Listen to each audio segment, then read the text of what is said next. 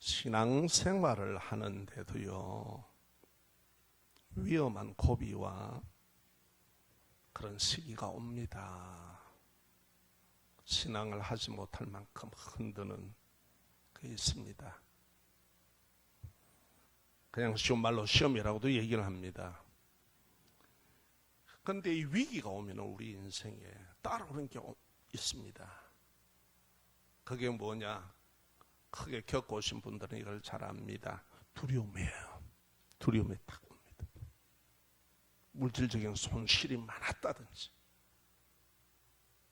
하던 기업이 그냥 심각한 직장에 의해서 잘린다든지, 뭐 여러 가지 상황 속에서, 아니면은 뭐 병이 왔다든지, 여러 가지 속에서 그래요. 이럴 때요, 바른 믿음이 없는 분은 전도하러 나가보면 이런 얘기해요. 교회를 쉰다는 거예요. 안 나간다는 거예요. 다녀봐도 뭐 별 것 없대. 이런 얘기합니다. 그러면 참 말하기 곤란합니다. 야, 이분에게 어떻게 얘기를 할까? 설득을 할까? 시킬까? 사실은 그게 아닌데. 히브리서 오늘 우리의 이 말씀은 믿음이 되어지는 과정을 신앙의 선배들을 통하여서 쭉 우리에게 말하고 있습니다. 가르쳐 줍니다. 위기를 당할 때 하나님을 믿는 신앙으로 합당한 조치를 하는 것이 믿음의 사람입니다. 불신자와 다른 게 이게 다릅니다. 인생의 위기는 누구에게나 옵니다. 누구에게나 옵니다. 예수 믿는다고 안 오는 거 없습니다. 그런 거 어디 있습니까? 옵니다. 다 옵니다. 자, 출애굽기 2장 1절에서 2절을 보면은 오늘 우리가 읽은 말씀에 대해서 믿음으로 모세가 났을 때 그 부모가 아름다운 아임을 보고 석 달 동안 숨겨 왕의 명령을 무서워하지 아니하였으며, 이 내용을 우리가 좀 알아야 됩니다. 그 내용이 출애굽기 2장에서부터 쭉 나옵니다. 여기에 소개를 어떻게 하느냐 하면은 레위 가족 중 한 사람이 가서 레위 여자에게 장가를 들어 2장 2절입니다. 그 여자가 임신하여 아들을 낳으니 그가 잘생긴 것을 보고 석 달 동안 그를 숨겼으나, 그래요. 애를 낳았는데 숨겼습니다. 석 달 동안 숨겼다고 합니다. 이 레위인부터 우리가 합시다. 이 레위인이라는 것은 정통적인 의미에서는 야곱의 12아들 중에 레위의 후손을 얘기합니다. 야곱의 12아들 중에 레위라는 이름을 가진 후손을 레위라고 그렇게 얘기합니다. 다시 말해서 우리가 김씨라 그러면 김씨 가문 중에 김씨란 말이에요. 고대 유대의 사회에서는 모든 레위인들은 제사장 계급이었습니다. 이 제사장은 대물림이 되지요. 그런데 그러한 레위 가문, 하나님께 예배하며 하나님께 성전에 수고하고 봉사하는, 바로 그 남편의 이름이 아므람이고, 그리고 아내는 요게벳이라는 이름을 가지고 있습니다. 오늘 이들을 얘기한다면, 우리에게 얘기한다면 예수 그리스도를 구원의 주로 믿어서 하나님의 자녀가 된 왕같은 제사장, 바로 예배자인 우리를 얘기합니다. 그런데 아들을 낳아서 3개월 이상은 숨길 수가 없는 환경과 형편에 처했습니다. 애가 자라나니까 울음소리도 커지고, 그렇지 않습니까? 점점. 그리고 또 모시마예요. 모세입니다. 그 아이가. 왜냐하면 요셉을 알지 못하는 왕조가 들어섰습니다. 애굽에. 이 왕조가 들어서자 이스라엘 백성들이 수가 굉장히 많아지거든요. 강성해진단 말이에요. 보니까 이게 외국 군대하고 어우러져서 반역을 일으키면 이게 왕조가 뒤비겠다, 왕조가 무너지겠다는 그런 두려움이 왔습니다. 이게요, 두려움이라는 게 항상 문제를 만들어냅니다. 신자고 불신자 간에 두려움은 문제를 만들어내게 됩니다. 그래서 바로는 애굽이 제국이 될 수 있는 이 놀라운 이 현실 속에서 제국이 될 수 없도록 만드는 이런 정책을 펼쳐냅니다. 그 두려움 때문에. 그게 오늘 출애굽기 1장 22절에 나옵니다. 그러므로 바로가 그의 모든 백성에게 명령하여 이르되 아들이 태어나거든 너희는 그를 나일강에 던지고 딸이거든 살려두라 하였더라. 이렇게 명령을 합니다. 바로 왕이 이스라엘 백성들이 더 많아지는 것이 두려워하여 남아가 태어나면 나일강에 던져서 죽이라 이 말이에요. 전체 명령을 해놓은 겁니다. 왕명입니다. 그러니까 더 키울 수가 없는 상황이에요. 굉장한 위기입니다. 이 얼마나 두렵고 무서운 일입니까? 왕의 명령을 어기려니 후에 닥칠 일이 두렵습니다. 이처럼 위기는 두려움을 가지고 옵니다. 우리 인생에도 그런 위기들이 많습니다. 그래서 믿음으로 용단을 못 내리는 사람이 많아요. 물질에 붙잡힌 사람은요, 그 물질 가지고 다 떨고 있어요. 믿음의 용단을 못 내렸지 마음대로 해요. 그런데 하나님께서 연단을 가면 그거 털어버려요. 그래서 다시 세웁니다. 모든 것의 주인이 하나님이라는 거예요. 하나님의 믿음으로 세우고자 하는 사람은 그렇게 하십니다. 자, 위기는 두려움을 줍니다. 성경에 보면은 우리들에게 두려워하지 말라고 하신 하나님의 말씀이 무려 366번이 나옵니다. 두려워하지 마라. 두려워하지 마라. 두려워하지 마라. 이 말은 다시 말해서 우리 인생에 두려워하는 수밖에 없는 순간들이 그렇게 많다는 거예요. 숫자를 따져보면요, 매일 하루에 한 번씩 하나님께서 우리에게 얘기하십니다. 두려워하지 마라. 두려워하지 마라. 왜 이토록 하나님께서 우리에게 두려워하지 말라고 하시는가? 이 두려움의 실체를 잘 몰라요. 두려움은 어떤 현상이나 경험을 예상을 했을 때를 얘기합니다. 우리가 두려움은 이게 이렇게 될 거야. 어떤 현상이나 경험을 예상했을 때 우리가 가지게 되는 불안한 감정입니다. 이 불안에 반대되는 게 믿음입니다, 여러분. 여러분 유튜브에 보시면은 재밌는 한번 제가 영상을 이렇게 본 적이 있어요. 중국에서 이래 보니까 이렇게 유리 다리를 만들어 놓고 여러분 보시죠, 그죠? 그러면 막 덜덜덜덜덜덜덜 떠는 거예요. 그 강아지도 떨래.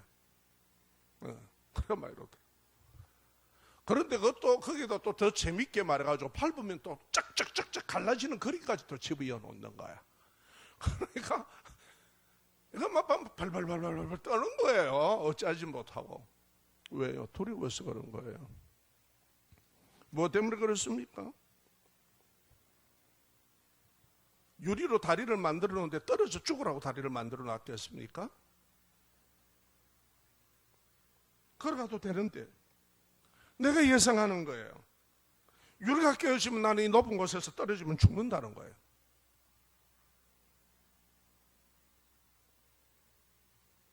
그 경험을 예상을 하고 두려워서 부들부들 떠는 거예요. 걷지를 못하는 겁니다. 이처럼 두려움은 어떤 위험한 위기를 예상하고 걱정과 불안으로 겁을 먹고 현실에서 도망치거나 심하면 자기 통제력을 잃어버립니다. 이걸 주로 멘탈이 붕괴됐다고 그러죠. 딱 잡혀버려요. 어떤 방향을 잡지 못하고 나갑니다. 두려움에 붙잡히면.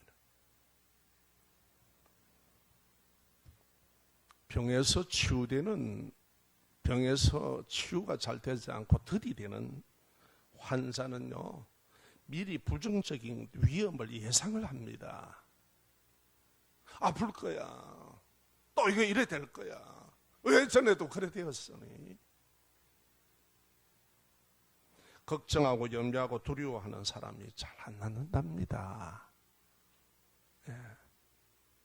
여러분, 치유에도 믿음이 필요합니다. 절대 부정적인 것은 잘 안 낫습니다. 예. 이것은 영적 그리고 정신적인 육체적인 것 다 포함합니다. 뭐 사업이고 공부고 직장 생활이고 현실 생활에서 다 동일합니다. 다 동일합니다. 뭘 하든지. 자, 그러면 우리가 한번 봅시다. 하나님이 약속하신 땅, 가나안. 그 광야의 길에 하나님의 역사심을 엄청나게 보고 하나님이 약속대로 그냥 하나님께서 그들을 가나안 앞에 딱 두셨습니다. 그리고 정탐꾼을 보냈습니다. 그런데 그들이 왜 가나안에 못 들어갔습니까? 두려움 때문에. 두려움 때문에. 신앙생활 하다가요, 제대로 신앙생활 못하는 사람들은 일생의 두려움 때문에 그래요. 하나님의 인도하면 안 보이는 하나님이기 때문에 어떻게 인도하는가 그게 안 보여. 믿어지질 않아. 항상 현실과 환경에 붙잡혀서 보는 거예요. 막 교회만 재직이고 중직이고 다 볼 거 없어요. 똑같아. 언제 바뀔까? 언제 바뀔까? 참 안타까운 마음으로 기도하고 있습니다.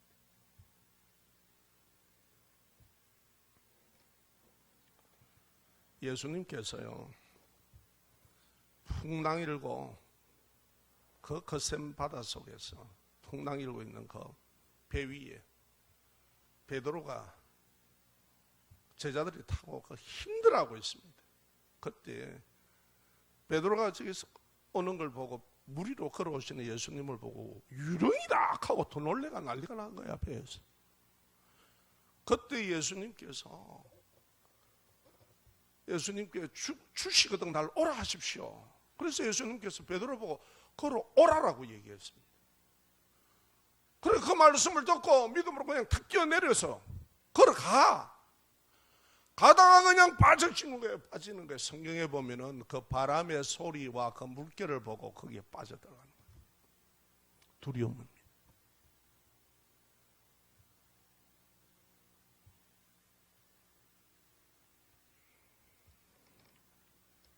성경에 놀라운 사실은요, 예수님께서 치유하실 때에 희한하게 동일하게 다 물으시는 말씀이 있습니다. 네가 나을 줄 믿느냐 물으셔요.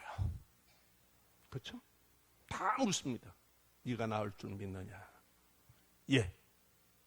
아멘. 내 믿음대로 되라. 자, 두려움은 믿음의 반대말입니다. 반대입니다. 어떻습니까? 그러시죠? 예. 그래서 다 치유받은 거예요. 예수님을 만나 치유되고 회복된 분들은 한결같이 믿음으로 두려움을 극복한 사람들입니다. 우리가 하나님의 말씀에 순종해서 못 사는 것도 믿고 순종하지 못하는 것도 왜요? 자기 두려움입니다. 일생에 대한 무언가 자기가 붙들고 있는 것에 대해서.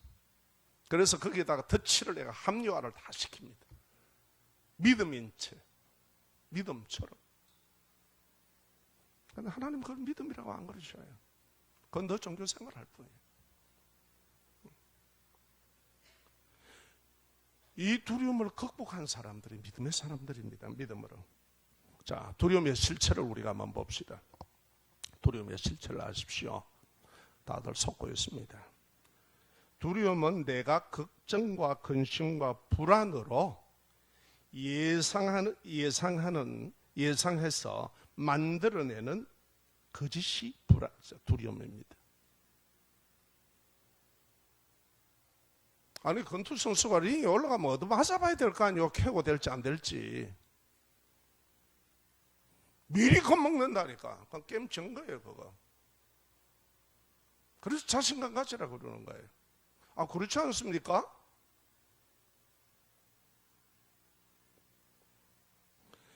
두려움은 내가 걱정과 근심과 불안으로 예상해서 만들어내는 거짓이라는 사실입니다. 그래서 성경에 하나님께서는 믿음으로 생활할 때는 반드시 믿음의 사람들은 두려워하지 말라고 그래요. 두려워하지 말라.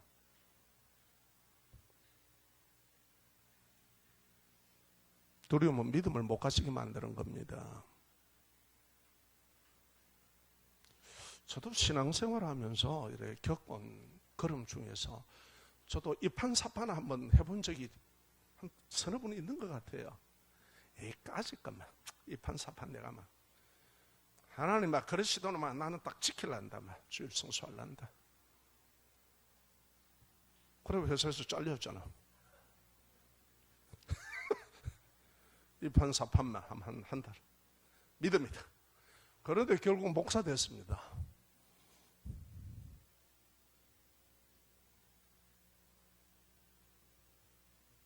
우리 이런 거 너무 많아요. 신앙으로 살아갈 때 하나님을 믿는 믿음은요, 다 같이 따라합시다. 신앙의 방안을 찾습니다. 믿음은 신앙의 방안을 찾습니다. 출애굽기 1장 3절과 4절에 보니까 어떻게 됩니까? 이렇게 말씀합니다. 더 숨길 수 없게 되매 그를 위하여 갈대 상자를 가져다가 역청과 나무 진을 칠하고 아기를 거기에 담아 나일강과 갈대 사이에 두고 4절에 그의 누이가 어떻게 되는지를 알려고 멀리 섰더니 어떻게 되는지를 알려고 멀리서 딱 주시하고 있는 거예요. 두려움보다 방안을 찾는 겁니다. 교회에 출석하다가 실족하는 사람들 대부분이 어떤 자기에게 이익과 유불리의 문제나 그리고 어려움이나 위험한 시기와 시련과 고비 앞에서 그들의 믿음이 다 드러납니다. 자기의 유불리에 안 맞으면요 떠버려요. 자기 계산을. 그리고 그게 안 되면은 그런 방안이에요. 그런데 본인들은 신앙이라고 얘기하는데 저는 성경에 그런 건 신앙으로 얘기하지 않습니다. 그건 종교성입니다. 종교 생활할 뿐이에요.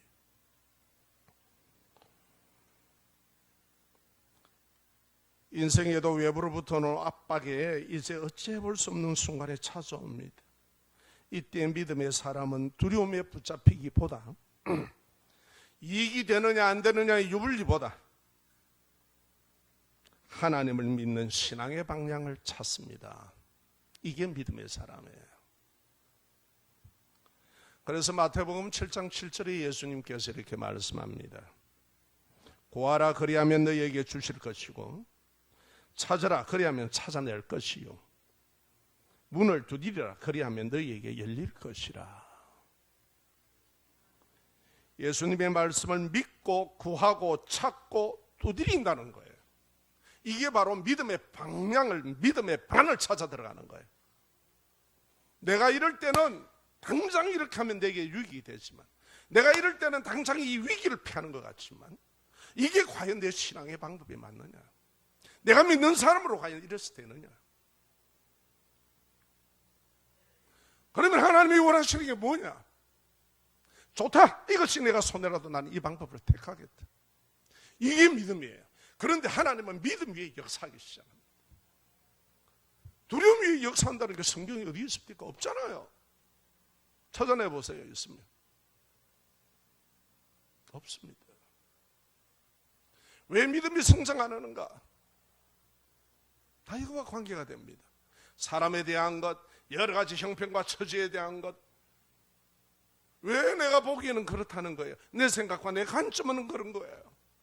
그러니까 하나님에 대해서 하나님의 관점과 하나님의 시야를 우리는 모르는 거예요.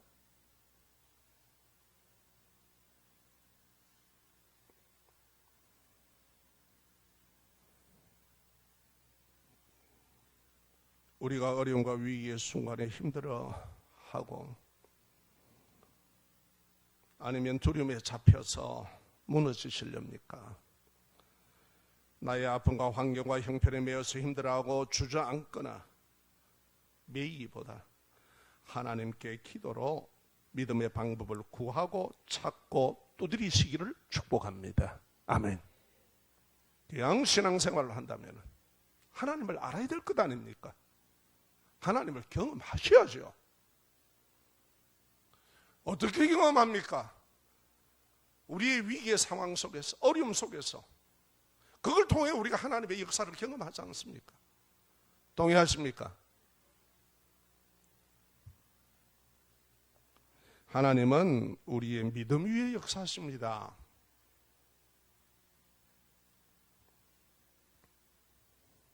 출애굽기 2장 5절 이하로 제가 쭉 말씀을 드리겠습니다. 자, 딸 미리암의 동생 모세가, 그러니까 미리암이라는 딸이 모세의 누이죠. 모세가 담긴 갈대 상자를 물 위에 딱 띄워놓고 하나님이 어떻게 하시는가 보고 있는 거예요.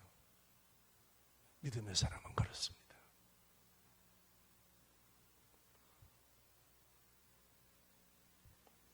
그런데 마침 바로의 딸이 시녀들과 함께 모욕을 하러 나일강에 나왔어요. 이 말은 무슨 말이냐면 목욕탕이 없어서가 아니고 그들은 우상을 섬기기 때문에 죄를 지낸다든지 하면은 옛날에 우리 어머니들이 그랬잖아요. 물들 하나 놓고 막 그 추운 겨울날에 막 물 덮어 쓰고 말이지. 그러고 막 비나이다 이러고 막 한참 빌다 보면 손에 때가 나와. 그랬잖아요. 그는 저러고 아마 저기 왔는 거예요. 그래서 시녀들하고 함께 나왔는데 보니까 상자가 하나가 눈에 딱 띄는 거예요. 아기가 담겼으니까 제법 큰 상자 아닙니까? 시녀들 보고 얘기합니다. 저 상자 가져와봐라. 저 뭐야? 가져와봐라. 그러니까 시녀들이 가서 그걸 가져옵니다. 들어가가지고 그걸 들고 나옵니다. 그래가지고 떡국을 딱 여니까 그때 또 모세가 울고 있네. 여자의 모성애를 건드립니다. 감정을. 성경에 그렇게 기록되어 있습니다. 이거 히브리인이구나. 그러면 어떻게 돼야 돼? 야, 그 물에 던져라. 죽여라. 이래 돼야 정상 아닙니까? 왕의 명령이니까. 그런데 그러지 않습니다. 그 아기를 안고 말이죠. 우니까 그때 맞춰서 모세의 누이가 어떻게 합니까? 바라보고 있던 모세의 누이가 갑니다. 다가갑니다. 미리암이 다가가서 당신을 위해서 히브리인 중에 젖을 먹일 수 있는 융어를 데리고 올까요? 그럽니다. 애를 안 놓은 사람이 젖이 없잖아요. 그러니까 너무 잘 안 하는 거예요. 그렇게 해라. 그래가지고 미리암이요, 모세의 어머니 요게벳이 애를 낳았으니까 젖이 나올 것 아닙니까? 그래서 세계 최초로 지 아들 돈 받고 젖 먹이는 엄마입니다.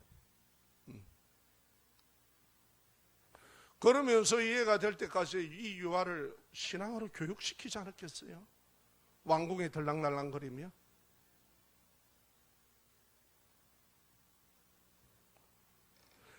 일설에 바로의 공주, 이 공주는 탁월하게 정치를 잘하는 사람이었다고 합니다.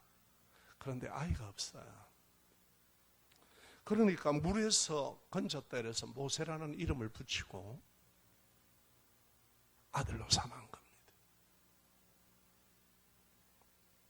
하나님의 일하심은 애굽 왕궁에서 왕자로 보호받으며 모세를 성장하게 하셨습니다. 자, 여기서 뭐가 이런 현상이 왔을까요? 이런 일이 있을까요? 하나님은, 다 같이 따라합시다. 하나님은 믿음 위에 역사하십니다. 믿음 위에 일하십니다. 믿음이 없이는요, 하나님 일하심을 못 봅니다. 여러분, 우리의 눈에 육체의 눈도 있지만요, 영안이 있다는 거 아셔야 돼요. 마음의 눈이 있어요. 하나님은 그 눈으로 보는 거예요.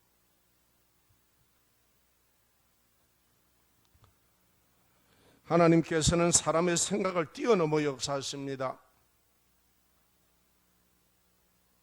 믿음의 사람에게는 하나님은 사람의 생각을 뛰어넘어 역사하십니다. 일하신다는 말입니다. 하나님은 모세가 이스라엘의 남아로 태어나면 죽이라고 한 그 바로왕 공주의 아들이 되었습니다. 이게 상식으로 이해가 됩니까? 범아가리 앞에 딱 갖다 집어넣고 보호를 받게 하신단 말이에요. 너무 놀랍지 않습니까? 하나님은 바로의 명령을 선포한 왕궁에다가 딱 집어넣어 버립니다. 모세를. 모세가 편안하게 보호와 최고의 학문을 배우고 나라를 다스리는 정치를 배우게 해서 결국 이 모세를 연단해서 하나님이 어떻게 하십니까? 이스라엘의 지도자로 세우시는 거예요. 이게 하나님의 죄요, 하나님의 능력입니다. 아멘? 이게 하나님의 전능하심입니다. 수많은 이스라엘의 사람들은 왕명이 두려워서 남아가 태어나면 어떻게 알을 갖다가 골라가지고 태어나게 할 수 없는 것 아닙니까? 나일강에 다 갖다 던지는 거예요. 하나님의 말씀보다 더 두려운 거예요. 왕명이, 현실이, 형편이 더 두려운 거예요. 그래서 핏덩이 갓난 아이들 나일강에 던져 죽였지만은 믿음의 사람 모세의 아버지 아브라함과 어머니 요게벳과 누이 미리암은 두려워하지 않았습니다.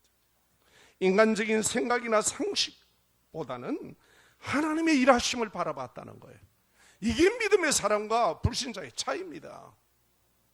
불신자는 현실의 상식과 자기 생각으로 모든 것을 다 계산합니다.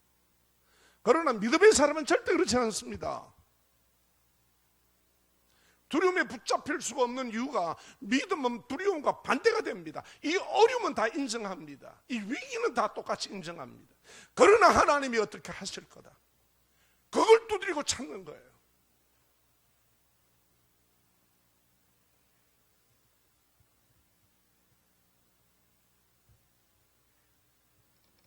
전능하신 하나님을 믿고 하나님이 역사하시는 믿음의 방법을 선택했기 때문입니다. 마태복음 7장 8절에 예수님께서 그래서 말씀합니다. 그 답을 주십니다.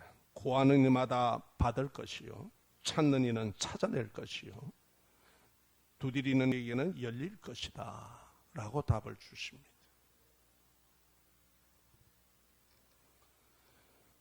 하나님은 성도의 믿음 위에 역사하십니다. 일하십니다.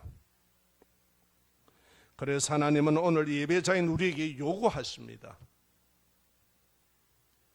믿음이 없이는 하나님을 기쁘시게 못하나니 하나님께 나아가는 자는 반드시 하나님 그가 계시는 것과 오늘 이 시간에도 영으로서 우리와 함께 하시는 것과 또한 그가 자기를 찾는 자들에게 상 주시는 자임을 믿는 믿음으로 예배에서 만나자고 하십니다. 하나님은 우리의 껍데기를 지금 보자는 게 아닙니다. 미안합니다. 표현 자체가 육체를 보자는 게 아니고 우리를 바라볼 때 믿음을 보십니다. 네가 믿느냐, 네가 믿느냐, 너 믿음대로 되라. 아멘. 믿음은 신앙의 눈입니다. 믿음은 영안입니다. 믿음으로 이 눈이 다 떠지시기를 주의 이름으로 축원합니다. 신앙 생활을 하는데 다양한 시험과 고비와 위기가 두려움으로 옵니다. 그런데 우리는 두려움의 실체를 아셔야 됩니다. 두려움은 내가 걱정과 근심과 불안으로 예상을 하는 거예요. 내가 만들어내는 거짓이라는 사실을 아셔야 됩니다. 아멘. 우리는 자기가 두려워하는 걸 분석 안 해봅니다. 이게 왜 두려워하는지. 여러분 야구장에 가가지고 저거 칭공이 내인데 날라온다면 두려워서 어떻게 야구 구경하겠습니까? 언제 맞을 줄 모르는데. 그렇잖아요. 안 날라와. 아무리 가가 응원하고 떠들어도 안 와. 키스타임 하고 카메라 딱 잡혀요. 오락하는 야구공은 안 오고. 여러분, 이거 우리가 일으키는 거예요. 두려워하는데 무슨 역사가 거기에 일어납니까? 어떻게 하나님이 일하십니까? 쥐가 반의사가 다 돼 있고 쥐가 다 하는데 물어봅시다. 그 어떻게 되겠습니까 거기에? 그래서 하나님께서 두려워하지 말라고 그런 거예요. 원망 불평 다 거기서 나옵니다.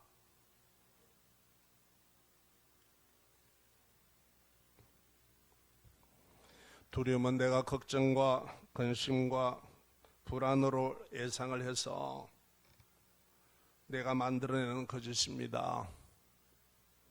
사단 마귀 귀신은요, 하나님을 신앙하지 못하도록 이거를 노립니다. 믿음이 성장하지 않는 사람의 대표적인 예입니다. 여러분, 예수님 믿으시면 하나님 죽으면 죽고 살면 살고 나는 오직 하나님만 붙듭니다.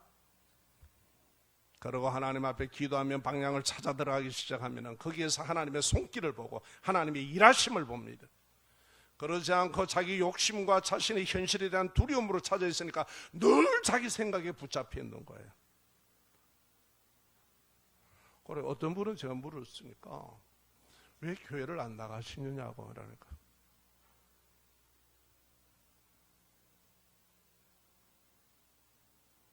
헌금 내라니까 아까부터 못 나가겠대. 여러분, 헌금 내는 것이 그랬더라면 대한민국에서 교회 다니는 사람은 다 망해야 됩니다. 그런데 하나도 안 망하고 더 잘 되더라.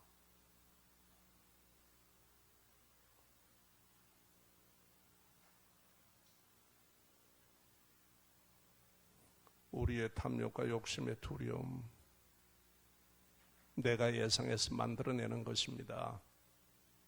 이 거짓에 속지 마시기를 부탁합니다. 짐승은 안 그래도요, 사람은 자기를 속일 줄 아는 사람입니다. 사람은 자기가 자기를 속여요.